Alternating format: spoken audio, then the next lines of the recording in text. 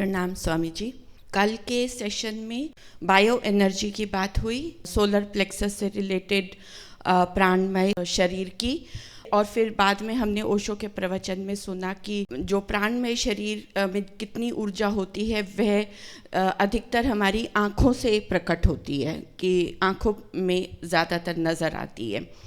तो मेरा प्रश्न ये है कि जैसे मैं तो रोज़ सुबह जल्दी उठती हूँ, 2.5 से 3 घंटा प्रकृति के करीब रहती हूँ, प्राणायाम करती हूँ, और ख़ासकर मतलब मुद्रा प्राणायाम चक्रों पर पूरा फोकस करती हूँ। सांस लेने की टेक्निक भी मेरी ठीक है, मैंने पूरी ट्रेनिंग ली हुई है, तो और बहुत साल भी हो गए हैं। लेकिन फिर मेरे केस में हेल्थ तो और ज़्यादा डिटीरियरेट ही होती जा रही है, आईसाइट भी डिटीरियरेट हो रही है, मुझे उससे कोई फ़ायदा कहीं भी नज़र नहीं आ रहा। तो ये सब क्या कुछ कार्मिक भी हो सकता है, या आप इसको किससे रिलेट करेंगे, या मैं इस बात को, ओशो की बात को और सबको मैं कैसे मतलब इनकॉर्पोरेट करूं अपनी लाइफ में? सबसे पहला हमारा स्थूल शरीर, फिजिकल बॉडी है।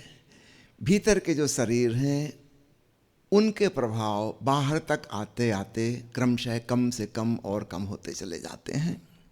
ऐसा समझे पुराने ज़माने में लालटेन हुआ करती थी। हम समझें कि लालटेन का जो कांच है, एक के ऊपर एक 7 कांच हैं।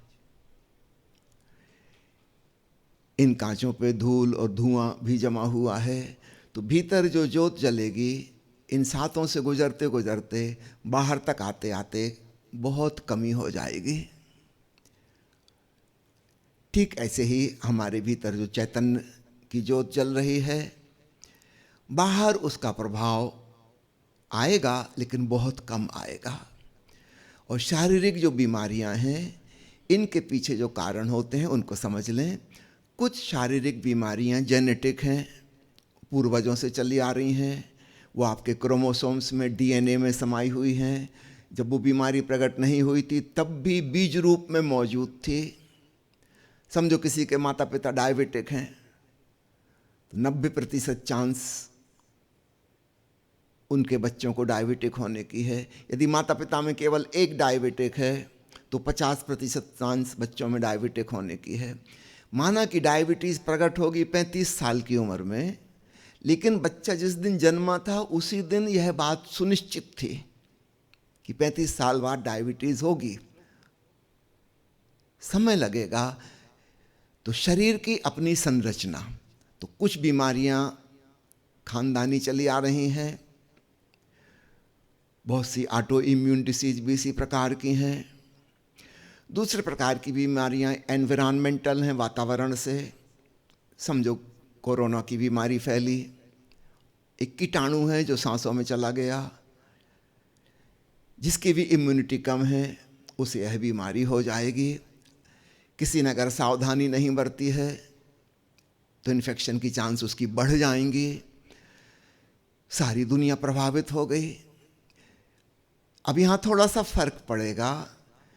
जिन लोगों की प्राण शक्ति प्रबल है, जो लोग नाद ब्रह्म में डूब रहे हैं, उनकी प्रतिरोधक क्षमता औसत व्यक्ति से अधिक होगी। लेकिन इसका ये मतलब नहीं है कि उनको कोरोना नहीं होगा। होगा तो कम मात्रा में होगा, उसकी सीवियरिटी कम होगी, डेथ रेट की पॉसिबिलिटी घट जाएगी। समझो औसत में अगर 40% लोग मर रहे थे, तो जो लोग अपने वाइटल फोर्स पर काम कर रहे थे, नाद ब्रह्म में डूब रहे थे, इनमें मृत्यु की दर शायद 40 की जगह 20 हो जाए, 10 हो जाए। डिपेंड करता है इन्फेक्शन कितना तगड़ा था। 100% बच जाएंगे ऐसा नहीं कहा जा सकता। तो कुछ बीमारियां खानदानी, पारिवारिक हैं, आनुवंशिक हैं, उनसे बचने का कोई उपाय नहीं है। दूसरी बीमारियां वातावरण से हमें मिली हैं, उनका अपना प्रभाव रहेगा। किसी की इम्यूनिटी ज़्यादा है तो कम प्रभाव पड़ेगा, किसी की इम्यूनिटी कम है तो ज़्यादा प्रभाव पड़ेगा।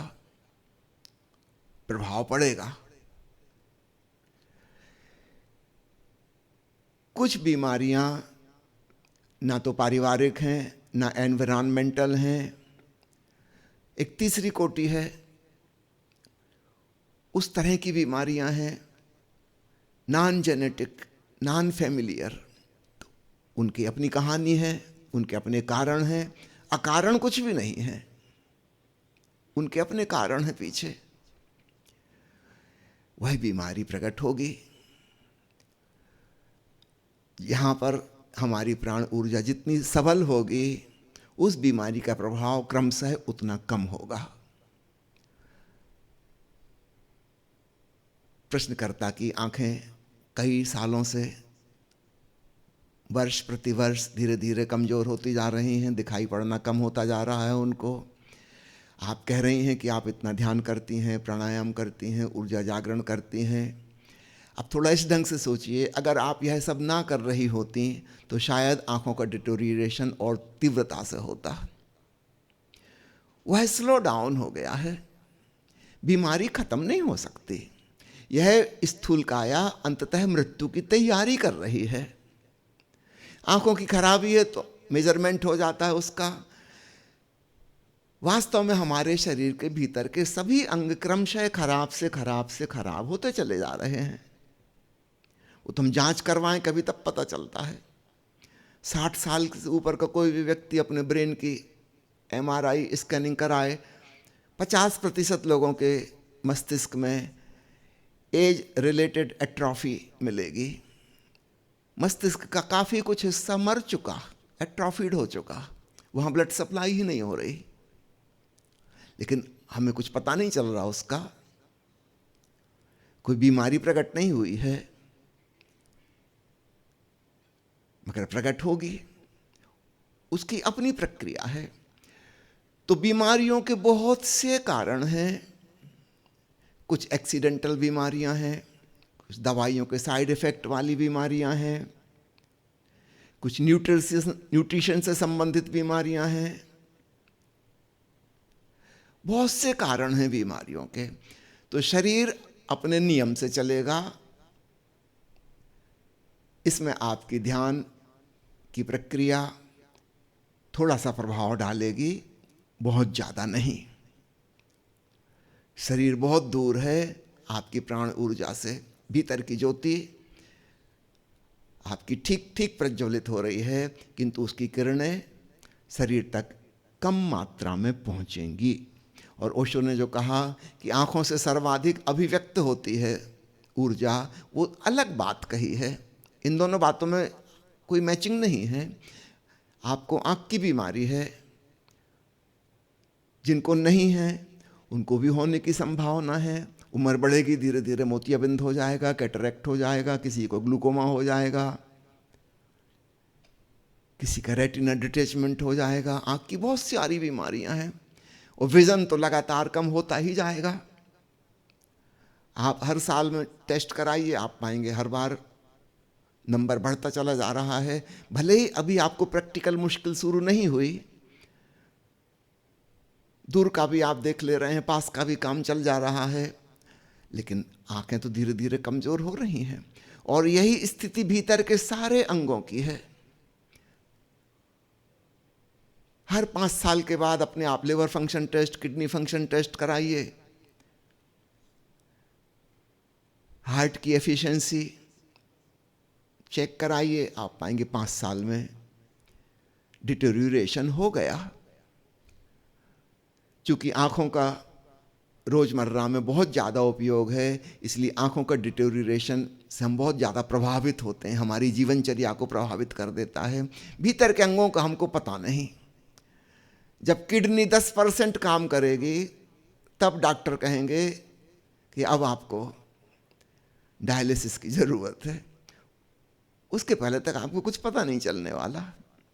10% फंक्शन जब बचेगा, तब डायलिसिस की ज़रूरत पड़ेगी।